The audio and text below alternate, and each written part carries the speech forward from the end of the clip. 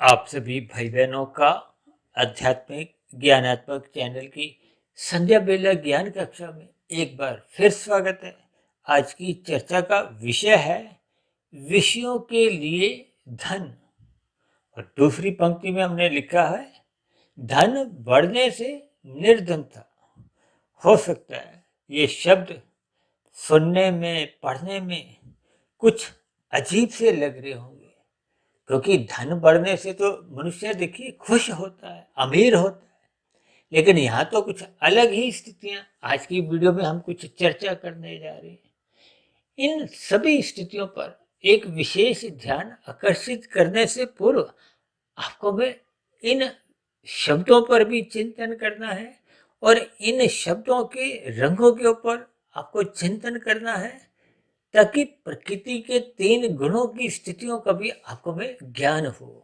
क्योंकि बार बार कहा गया है ना, तमोगुण से 10 गुना अच्छा रजोगुण है, रजोगुण से 10 गुना अच्छा सतोगुण है। ये सभी स्थितियां देखिए शास्त्रों में ही कही गई। फिर भी मनुष्य देखिए सतोगुण में जाता नहीं है। भले ही आज मनुष्य देखिए भौतिक स्तर पर ज्ञान की ऊंचाइयां छूने लगा है, लेकिन फिर भी वो बुद्धिमान होता हुआ भी अपने जीवन में हानि की स्थितियां ही इकट्ठी करता है। देखिए ये सभी स्थितियां, ये जो काला रंग है, देखिए काला रंग अपने आप में ही एक निकृष्ट स्थिति का बोध करवाता है, तमोगुण से एक अवगत करवाता है। और तमोगुण तो देखिए एक निंदनीय स्थिति है। भागवत पुराण में तो बार बार देखिए 5 कलयुग की स्थितियों की चर्चा की गई है। कलयुग का अभिप्राय देखिए तामसी स्थितियों से है। जैसे जैसे देखिए कलयुग आगे बढ़ता जा रहा है, ये तमोगुण और अधिक गहरा होता जा रहा है। कलयुग की आयु तो देखिए 4,32,000 वर्ष है, और अभी तो मात्र 5,125 वर्ष ही बीती है। और अभी आप देखोगे ना, लगभग पिछले 50-70 वर्षों में जब से ये देखिए मोबाइल की स्थितियां उत्पन्न हुई हैं, इंटरनेट का जमाना जो आरंभ हुआ है, हालांकि इन सभी स्थितियों का ये तो हम लाभ भी ले सकते हैं। और जब हम इन सभी सुविधाओं का दुरुपयोग करते हैं मनोरंजन के लिए, खेल तमाशों के लिए, सिर्फ तामसी स्थितियों के लिए, तो फिर यही स्थितियां आपके बड़े पतन का कारण बनती है। इसीलिए तो देखिए आज की वीडियो का कुछ नाम ही अपने आप में ही विशेष प्रकार की कुछ आश्चर्यजनक भी आप कह सकते हो, क्योंकि हर मनुष्य चाहता है कि वो अपना धन को बढ़ाए। और धन बढ़ने से हमने देखी निर्धनता शब्द लिख दिया। अब धन को हमने देखी काले रंग से दर्शाया, क्योंकि ये अर्थ धन ये एक तामसी स्थिति है। क्योंकि मनुष्य देखिए धन को प्रत्यक्ष रूप से नहीं खाता। इस धन से हम देखिए अपने विभिन्न प्रकार के सुख सुविधा स्वाद भरे स्थितियां खरीदते हैं, उनका हम भोग करते हैं। लेकिन हमने देखिए धन को तो काले रंग से दर्शाया और निर्धनता शब्द को भी काले रंग से दर्शाया। हालांकि देखिए ये धन किस लिए चाहिए? स्थूल शरीर के लिए चाहिए, क्योंकि स्थूल शरीर के स्तर पर ही ये जो 5 भोग्य विषय हैं, गंध, रस, रूप, स्पर्श और शब्द, इन्हीं के लिए मनुष्य कर्म करता है। हाथ, पैर, वाणी, लिंग, गुदासी। देखिए ये सभी स्थितियां आपके हमारे व्यवहारिक स्थितियां हैं। मनुष्य देखिए अपने जीवन के 15, 20, 25 वर्ष जो भौतिक शिक्षा में लगाता है, धन भी खर्चता है। किस लिए? धन कमाने के लिए। धन किस लिए चाहिए? क्योंकि संसारी सुखों को भोगने के लिए। जबकि हमने देखिए धन बढ़ने से निर्धनता, देखिए के लिए, अब विषयों के लिए धन, यहाँ जो के लिए शब्द है ये हमने सफेद रंग से दर्शाया है। ये एक सात्विक स्थिति है, ये कुछ विशेष ज्ञान देती है। क्योंकि ऊपर हमने क्या लिखा है? विषयों के लिए धन। अब विषयों में देखिए जो 5 भोग्य विषय हैं, गंध, रस, रूप, स्पर्श और शब्द, इन भोग्य विषयों के परिणाम स्वरूप ही आपका हमारा माता के गर्भ में एक स्थूल शरीर की निर्माण प्रक्रिया आरंभ होती है। इसलिए देखिए विषयों का कहीं भी कोई अनादर नहीं है, लेकिन इनकी एक मर्यादा है। जब जब ये मर्यादाएं टूटने लगती हैं, मर्यादा को ही देखिए धर्म से जोड़ा जाता है। अब धर्म प्रथम स्थान पे रहने से ही आपका हमारा अर्थ यानी कि धन, और धन किस लिए चाहिए? विषय भोगों की पूर्ति के लिए। देखिए विषयों में हमने जो एक रंग दिखाया, विष शब्द को हमने देखिए काले रंग से दर्शाया। अब कोई भी मनुष्य देखिए जहर खाना नहीं चाहता। देखिए शास्त्रों में एक एक शब्द बहुत ही एक ज्ञान पूर्वक उसके अर्थ उसी में ही समझा दिए गए। अब विषयों में देखिए विष शब्द को प्रथम रखा गया। ये विष का अभिप्राय देखिए जहर से है, उसमें छिपे हुए दुख से है। जितने भी राशि सुख हैं ये है तो अल्पकालिक, लेकिन ये दीर्घकालिक फिर दुख देते हैं। देखिए ये सभी स्थितियों का जैसे जैसे मनुष्य को अनुभव होता है, ये अनुभव की स्थितियां क्या है? ज्ञान की स्थिति है। ज्ञान कब आता है? जब मनुष्य की देखिए साधारणतः उम्र 40, 45, 50 वर्ष के आसपास पहुंच जाती है। शास्त्रों में कहा गया 15 वर्ष तक की आयु में तमोगुण की प्रधानता स्थूल शरीर के स्तर पर ही देखी जाती है, और 15 के बाद देखिए ये किशोरावस्था, युवावस्था, प्रौढ़ावस्था, इनमें देखिए रजोगुण की प्रधानता होती है। संसारी आकर्षण अच्छे लगते हैं, पांच भोग्य विषय अच्छे लगते हैं। ये जो स्त्री पुरुष का जो एक आपसी आकर्षण है, इसको भी रजोगुण से जोड़ा गया है।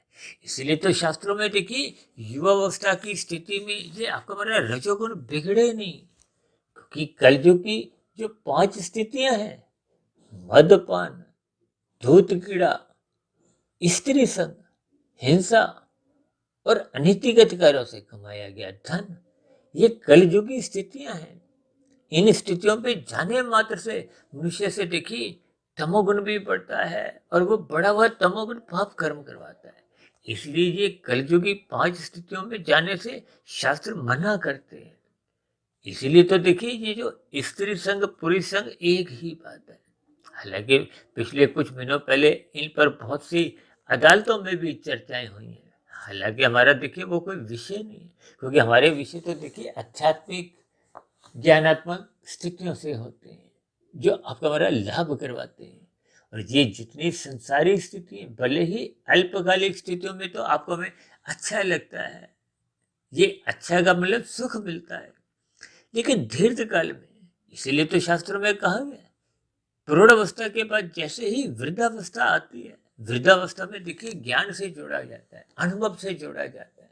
यानी कि मनुष्य को अपने जीवन बीते हुए समय के ऊपर जो जो मनुष्य ने गलतियां की होती हैं, उनका कुछ पश्चाताप होने लगता है। ये सभी देखिए ज्ञान की स्थिति है। ज्ञान को सत्वगुण से जोड़ा जाता है। इसलिए तो कहा जाता है, कभी कभी आपने ऐसे शब्द भी सुने होंगे ना, कि भाई ये वृद्धावस्था में मेरे जो सफेद बाल यूं ही नहीं हुए, ये अनुभव से हुए, ज्ञान से हुए। देखिए शब्दों के भावार्थ कहीं कहीं कुछ अलग हो जाते हैं। उन भावार्थों को समझने की जो समझ है, वो सत्वगुण का अधिक संग करने से ही होती है, ब्रह्म मुहूर्त में उठने से ही होती है। और हम तो बार बार कहते रहते हैं, शब्दों को भी समझो, उनके अर्थों को भी समझो। देखिए शब्दों के अर्थ कभी भी बदलते नहीं है, लेकिन कभी कभी किन्हीं किन्हीं परिस्थितियों में उनके भावार्थ बदल जाते हैं। भगवान गीता में देखिए विभिन्न परिस्थितियों में अलग अलग उदाहरणों द्वारा, अलग अलग स्थितियों द्वारा, ये जो प्रकृति के 3 गुणों की स्थितियों पर जो विशेष ज्ञान देते हैं, उस ज्ञान को भगवान श्री कृष्ण जी ने एक गूढ़तम ज्ञान कहा है। यानी कि आपके हमारे जीवन का जो एक गूढ़तम ज्ञान है, वो प्रकृति के 3 गुणों को समझना है, उनसे कितना कितना जुड़ना है। देखिए तमोगुण की भी वैसे कोई निंदा नहीं है कि जब प्रकृति की स्थिति है, लेकिन कितना संग करना है उसकी निंदा है। अब तमोगुण को तो देखिए पदार्थों से जोड़ा जाता है। आपका हमारा शरीर ही तामसी है, पृथ्वी जल अग्नि वायु आकाश, इन 5 पदार्थों का बना है। और इस 5 पदार्थों के शरीर को भगवान श्री कृष्ण जी ने तो एक रथ का नाम दिया। रथ का नाम देते हुए इसकी एक महत्ता समझाई। देखिए अन्य 84 लाख प्रकार की जोनियों के शरीरों में किसी को भी रथ नहीं कहा गया। रथ को एक विशेष महत्व इसलिए दिया है ताकि इस रथ में बैठकर हम परमात्मा को पा जाए। मनुष्य जोनि साधना करने का एक अवसर है, और दूसरी विशेष बात, मनुष्य योनि में ही हम जैसे जैसे कर्म करते हैं, वो कर्म ही आपको हमारा बड़ा भविष्य का एक निर्धारण करते हैं। देखिए, आप भाई बहनों को हो सकता है ध्यान हो, 3 साढ़े 3 वर्ष पहले हमने 3 घंटे की लगभग एक वीडियो बनाई थी, मनुष्य के मरने के बाद का अगला जन्म। उस वीडियो विशेष में हमने इन सभी स्थितियों पर विस्तार से चर्चा की थी। देखिए, ये सभी स्थितियां आपके हमारे जीवन में ज्ञान का बोध करवाती हैं, और ज्ञान जब जब आपके हमारे जीवन में स्थायी रूप से आने लगता है, यानी कि आत्मा अपने मूल स्वरूप में लौटने लगती है, क्योंकि आत्मा का तकनीकी रूप से, सैद्धांतिक रूप से उसका स्वरूप क्या कहा गया? ज्ञान स्वरूप। आनंद स्वरूप कहीं भी शास्त्रों में कहा नहीं है। आनंद स्वरूप केवल परमात्मा के लिए कहा जाता है। परमात्मा को ही तो सच्चिदानंद कहा जाता है। आत्मा को देखिए सत्य चित्त कहा जाता है। और ये जो माया है, जिसको प्राप्त करने के लिए मनुष्य पाप कर्म करने से भी हिचकता नहीं, ये तो अपने आप में ही जड़ है। हम देखिए आत्म स्वरूप चेतन तत्व है, हमें परमात्मा से जुड़ना है, आगे की ओर जाना है, क्योंकि परमात्मा का सम्मुखता बढ़ाने से ही आपको में आनंद की अनुभूति होती है, और आपका हमारा ज्ञान आवृत नहीं होता।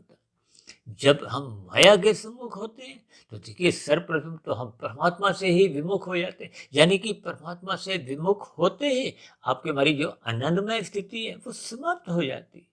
ये जो संसारी सुख है, ये देखिए अल्पकालिक सुख देते हैं। इसीलिए तो शास्त्रों में इन विषयों में, इस मैंने विषय शब्द को बीच में देखिए, यो शब्द को तो मैंने एक रंगीन रंग से देखा है, क्योंकि ये 5 विषय भोग आपको में आकर्षित करते हैं। लेकिन विष शब्द को आरंभिक जो 1-2 वर्ण है, उसको मैंने काले रंग से दर्शाया। के लिए के मतलब क्या है कि मैंने धन के लिए, यानी कि विषयों के लिए ही धन चाहिए, ये के लिए शब्द को हमने काले रंग से न दर्शाकर सफेद रंग से दर्शाया, क्योंकि धन की एक उपयोगिता वही तक ही है कि आपके हमारी आवश्यकताओं की पूर्ति हो। देखिए, मर्यादाओं में विषय भोग रहना ही एक आवश्यकताओं की स्थिति है। यदि हम उनको ज्ञान पूर्वक लेते हैं, यदि हम भोग दृष्टिकोण से लेते हैं, तो फिर वो विषय ही आपके हमारे जीवन में एक रुकावट पैदा करते हैं। देखिए, धन बढ़ने से निर्धनता का मतलब क्या है? धन चाहिए स्थूल शरीर के लिए, लेकिन ये निर्धनता कहाँ आती है? आपके हमारे सूक्ष्म शरीर में, आपके हमारे कारण शरीर में। क्योंकि धन बढ़ने से अक्सर मनुष्य के भोग विषय बढ़ने लगते हैं, बिगड़ने लगते हैं। स्थूल शरीर के स्तर पर भी रोग पनपने लगते हैं, और मन के स्तर पर देखिए, जब जब धन बढ़ता है, अक्सर ऐसा देखा गया है। देखिए, कोई कोई स्थितियां अपवाद रूप में नहीं भी हों, लेकिन मैं तो एक साधारण परिस्थितियों में जैसी जैसी बातें आपके हमारे व्यवहार में आती हैं, देखिए, धन बढ़ने से निर्धनता का अभिप्राय देखिए स्थूल शरीर की निर्धनता से नहीं। भले ही धन बढ़ने से भोग विषय बिगड़ने लगते हैं, बढ़ने लगते हैं, जो कि स्थूल शरीर के स्तर पर विभिन्न रोगों को आमंत्रित करते हैं, तो ये वो स्थूल शरीर के स्तर पर भी आप निर्धनता समझ सकते हो। लेकिन मेरा जो मुख्य एक उद्देश्य है, वो देखिए सूक्ष्म शरीर, मन बुद्धि मनुष्य के बिगड़ने लगते हैं। धन बढ़ने से विषय भोगों में आसक्ति बढ़ने लगती है, प्रमाद की स्थितियां बनने लगती हैं। ये प्रमाद की स्थितियां, विषय भोगों में लोलुपता, ये मनुष्य को सत्संग करने नहीं देती, यानी कि ये सभी स्थितियां मनुष्य का ज्ञान न्यून करती हैं, कमजोर करती हैं, शिथिल करती हैं। यानी कि ये सभी स्थितियां, जब ज्ञान ही कमजोर होने लगता है, तो फिर परमात्मा से विमुखता होने लगती है। जब स्थूल शरीर के स्तर पर रोग उत्पन्न होते हैं, मन बुद्धि के स्तर पर काम, क्रोध, लोभ, मोह, अहंकार जैसे ये छिद्र आपके हमारे जीवन का पतन का कारण बनते हैं, जिसके फलस्वरूप आपका हमारा कारण शरीर में क्रमशः बिगड़ता है, आपके हमारे कारण शरीर में संस्कार बिगड़ते हैं। और जब मनुष्य का देखिए कर्माशय भी बिगड़ता है, संस्कार भी बिगड़ते हैं, तो फिर मनुष्य का आध्यात्मिक उन्नति होने का तो प्रश्न ही नहीं उठता। उसकी तो देखिए कर्मों की, संस्कारों की स्थितियां बिगड़ने पे फिर मरने के बाद, क्योंकि मनुष्य की मरने के बाद जो अगली जोनी का निर्धारण तो वो कर्म ही करते हैं। और संचित कर्मों में मरते समय यदि पुण्य कर्म, जो कि राशि और सात्विक मानेगी, देखिए पुण्य कर्म यदि 51% से कम रह जाते हैं, तो फिर पुनः मनुष्य योनि की प्राप्ति नहीं होती। अब किसी के देखिए पाप कर्म 80% है, तो पुण्य कर्म 20% ही रहेंगे। तो ऐसी स्थितियों में नीचे की योनियां देखिए 20 लाख तरह की तो वनस्पति योनियां हैं, 9 लाख तरह की जल में समुद्र में रहने वाले जीव हैं, 11 लाख तरह के कीड़े मकोड़े कीट पतंगे, 10 लाख तरह के पक्षी, 30 लाख तरह के पशु, ये हो जाते हैं 80 लाख। ये तामसी योनि है। भले ही परमात्मा क्योंकि परम दयालु है, हालांकि परमात्मा तो देखिए परम दयालु के साथ साथ एक न्यायकारी भी है, किसी के साथ एक पक्षपात नहीं करते। यानी कि हम जैसे जैसे कर्म करते हैं प्रकृति की अदालत में उनके वैसे वैसे फल आते हैं। अनुकूल परिस्थितियों को सुख से जोड़ा गया, प्रतिकूल परिस्थितियों को दुख से जोड़ा गया। लेकिन परमात्मा परम दयालु है, इसलिए उन्होंने नीचे की योनियों को उन मिलने वाले दुखों का पीड़ा नहीं हो, बोध नहीं हो, इसलिए नीचे की योनियों के सभी जीवों को क्रम से अचेत रखा है। लेकिन आपको हमें देखिए सचेत रखा है, ताकि हमने तो देखिए नए कर्म भी करने हैं, साधना भी करनी है। इन सभी स्थितियों के लिए आपको हमें एक सचेत रखा गया। इन सभी स्थितियों के देखिए आपको हमें भावार्थ समझने हैं। अपने स्थूल शरीर के स्तर पर धन को उतना ही कमाना चाहिए ताकि आपके हमारे जीवन की आवश्यकताओं की पूर्ति हो, आप और हम अपने जीवन में अपने कर्तव्य कर्मों का पालन कर सकें, अपने परिवार का गुजर बसर कर सकें और परोपकार के कार्यों में यथासंभव हम समाज में अपना सहयोग दे सकें। इन सभी कार्यों की पूर्ति के लिए तो आपको हमें पुरुषार्थ करना ही है। देखिए ये सभी पुरुषार्थ मनुष्य अपने जीवन में एक मर्यादा में रहता हुआ कर सकता है। रात को जल्दी सो सकता है, सुबह ब्रह्म मुहूर्त में उठ सकता है, दिन में रजोगुणी स्थितियों का संग एक मर्यादित कर सकता है, अपने जीवन को एक व्यवस्थित कर सकता है, संतुलित कर सकता है, अनुशासित कर सकता है। जब ये सभी स्थितियां आपके हमारे जीवन में बनी रहती हैं तो फिर मनुष्य का रजोगुण बिगड़ता नहीं है। देखिए जब रजोगुण बिगड़ता नहीं है, सत्वगुण की लगाम से एक नियंत्रण में रहता है। यही उपदेश तो भगवान श्री कृष्ण जी ने गीता में अर्जुन के रथ के जो 5 घोड़े हैं उनकी लगाम अपने हाथ में रखते हुए यही एक उपदेश दिया कि हम सभी भाई बहनों को श्रद्धा पूर्वक सत्संग करते हुए परमात्मा की शरणागति बढ़ानी होगी, अपनी आध्यात्मिक उन्नति के दिशा की ओर चलना होगा। यानी कि साधना करते हुए कर्म योग, ज्ञान योग, भक्ति योग की स्थितियों में अपने आप को स्थित करते हुए अपनी आध्यात्मिक उन्नति के दरवाजे खोलने होंगे। देखिए ये सभी स्थितियां हम सभी भाई बहनों को केवल मनुष्य योनि में ही करने का एक अवसर दिया जाता है। इस अवसर का आपको हमें लाभ उठाना चाहिए। इसलिए मेरी आप सभी भाई बहनों से विनती है कि इन सभी स्थितियों में जो जो शब्द आज हमने लिखे हैं उनके अर्थ, उनके रंगों पर आप और हम चिंतन करें। देखिए धन का मेरा कोई विरोध नहीं है, लेकिन अमर्यादित स्थितियां जब बनने लगती हैं, आपका हमारा जीवन बिगड़ने लगता है, पाप कर्म सहज ही होने लगते हैं, उन स्थितियों का देखिए शास्त्र भी विरोध करते हैं।